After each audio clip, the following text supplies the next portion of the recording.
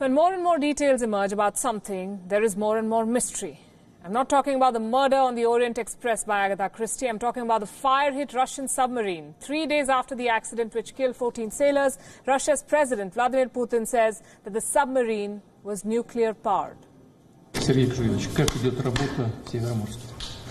Установлена причина. Основная причина происшествия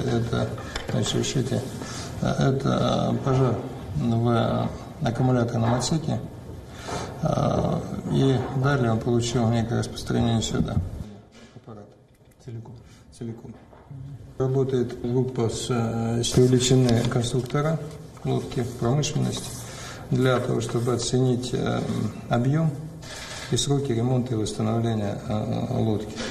Первая оценка: ремонт возможен.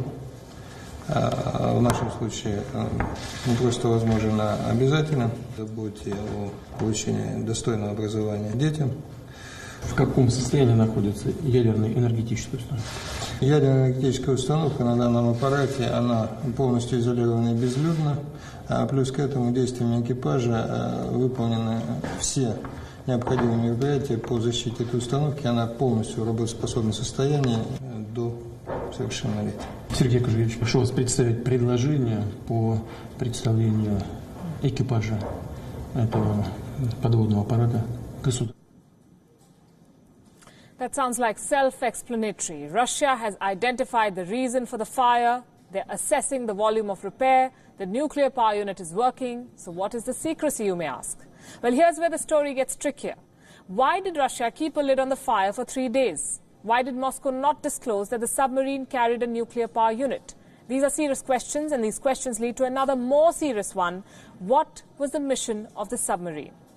There are similarities. Those of you who are old enough to remember Chernobyl will even point at the similarity of the secrecy. For 2 days, neighboring country Norway kept pressing Russia for answers, but Moscow did not budge.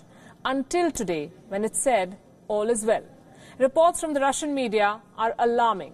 Russian media outlet RBC quoted military sources and said that the submarine was an AS-12. And if that indeed is true, then the ramifications may be huge.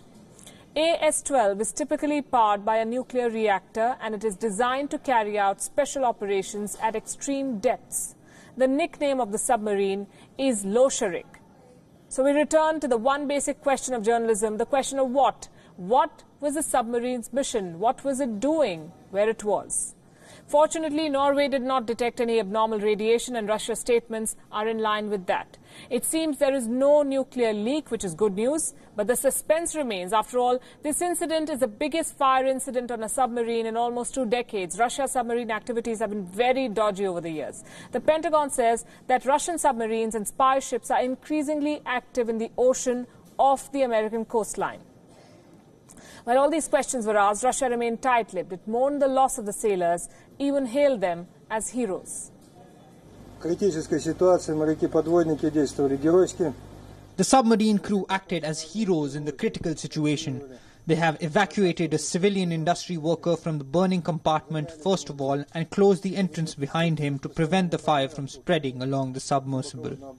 While they fought for the survival of the vessel, they sacrificed their lives to eliminate the sources of the fire, save their comrades and the submersible.